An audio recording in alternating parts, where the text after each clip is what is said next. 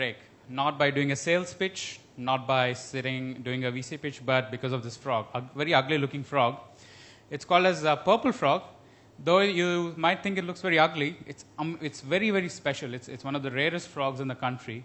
And it represents history, our geological history between India and Africa.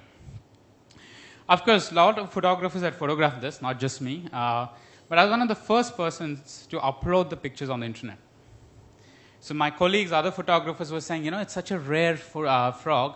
I don't want to upload this because someone will steal these pictures. I said, no, this is my policy. I want to share it. So on the Wikipedia page of this purple frog, I've uploaded the high-resolution image, and it's all there. This was way back in 2006. BBC was doing a documentary called Life in Cold Blood. It was basically a film about frogs and amphibians and all that. And they wanted to do a feature on this.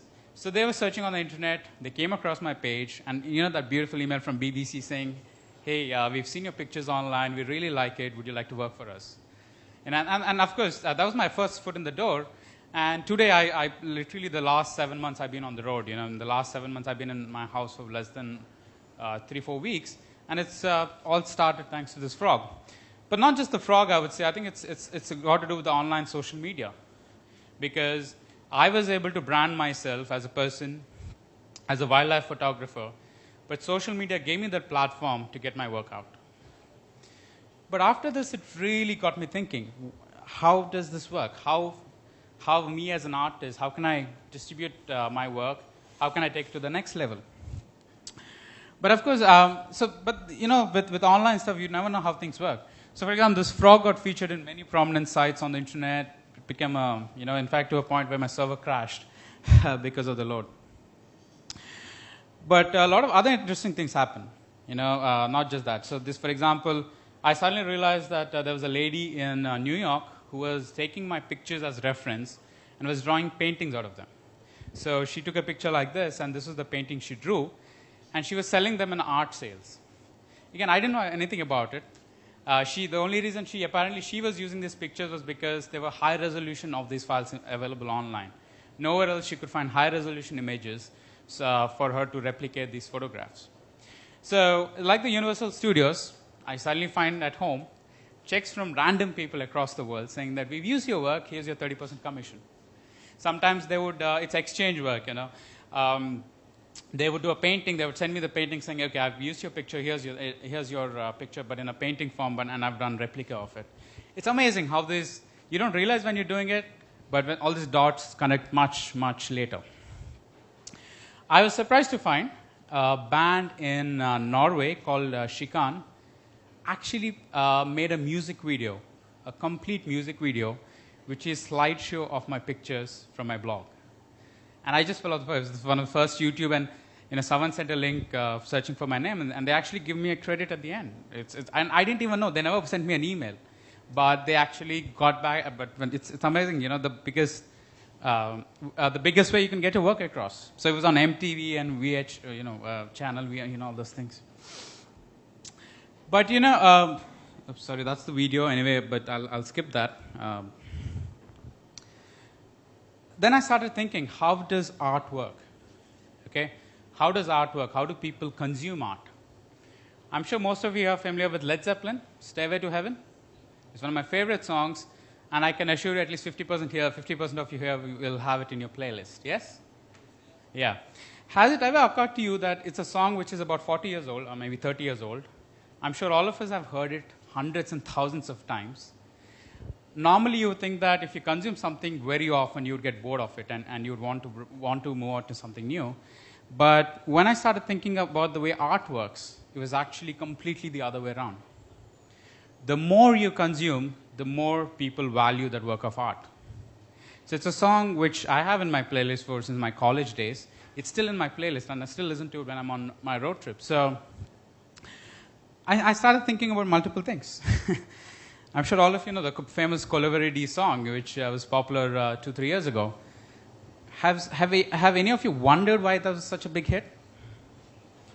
Of course, there's mixed reviews about whether it's a good song or a bad song. I won't get into that argument. But one of the reasons Sony, which released this, was a brilliant marketing campaign, was they released the high-resolution video on YouTube before the movie got released. It was very unusual for a big broadcaster like Sony to actually release a full-fledged music video. I mean, you get pirated once, but full-fledged on the official channel, uploading it. This really, people had a platform. You know, I like the song. I could put it on Facebook. I could get 200 likes, and just the network effect. I don't want to talk about social network, the network effect. I'm sure all of you know here. I even started thinking, you know, not just music and photography, but some of the most traditional things. For example, Mona Lisa. Mona Lisa is probably the most well-known painting in the world. Okay, it's also the most, I would say, the most abused painting in the world. You know, you go everywhere on streets of Mumbai, you'll see a Mona Lisa painting, some guy selling for 20 rupees. Okay, but has it ever occurred to you a painting that all of us have grown up with, we've seen it all our lives, yet right now it's not for sale, but as per its insurance valuation, it's worth $700 million. Okay, it's almost close to $1 billion a painting that's worth, but something that all of us have consumed. You traditionally think that the value would go down, but the value actually keeps getting higher. So it occurred to me that this is the philosophy I started 10 years ago, and it worked really well. And now when I look back all around, the models that artists use is completely changing. If you look at artists, musicians today, most musicians keep their music online.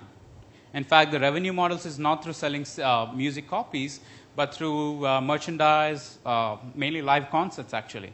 So the models have changed completely. With photography, and I'm sure there are a lot of photographers here, and Nokia is also one of the title sponsors talking about photography. And this is a lot of, you know, this Nokia, what camera is that with a 41 megapixel? Sorry? 1020, whatever. So it's one of the things that scares photographers around the world, professional photographers. The reason is, every guy on the street has a 41 megapixel camera in his pocket. Think about it, you know, I've invested lakhs of rupees on buying fancy SLR, zoom lenses, but there's a guy with a 40 megapixel in his pocket and pulling out and taking pictures. How can I compete with the guy? But you know, I actually see this as a potential. You know why? All of us, me with a professional camera, a person with a Nokia 40 megapixel camera, both of us are uploading on the same platform, the social media. I'm sharing it with my Facebook friends. I'm sharing with Twitter. But the picture that's going to get the maximum amount of likes is not from me. It's not because my camera is bigger. It's whatever the picture the people actually like, people actually appreciate. Isn't it? So I think it's really changed the the bar of photography. You know, it's no longer about having fancy equipment, fancy name, but also actually taking the best pictures.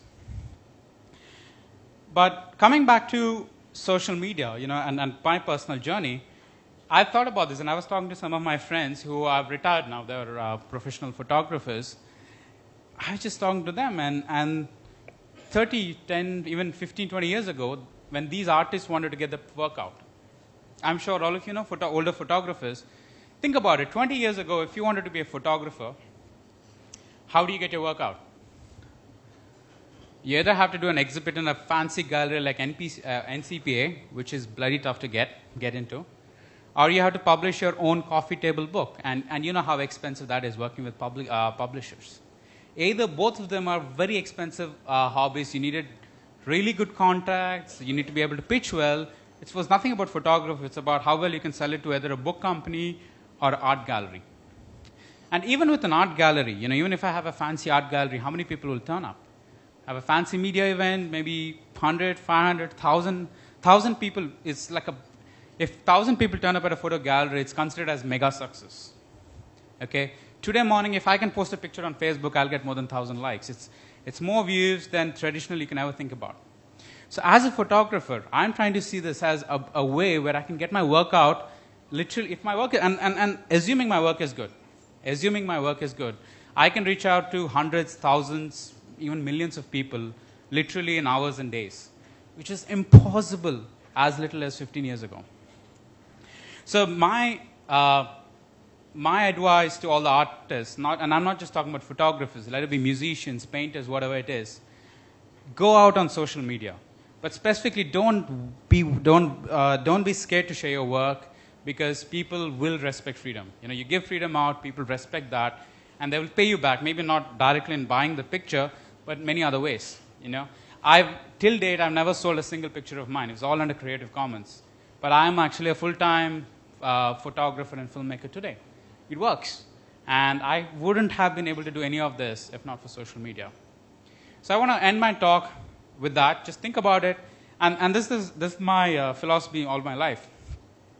I don't worry when people steal my work. Actually, I take it as a compliment, because someone's stealing my work because they like my work. The day they stop stealing my work, I start worrying. That's when my work has gone out of fashion. Okay? So I want to end with that. Thank you very much.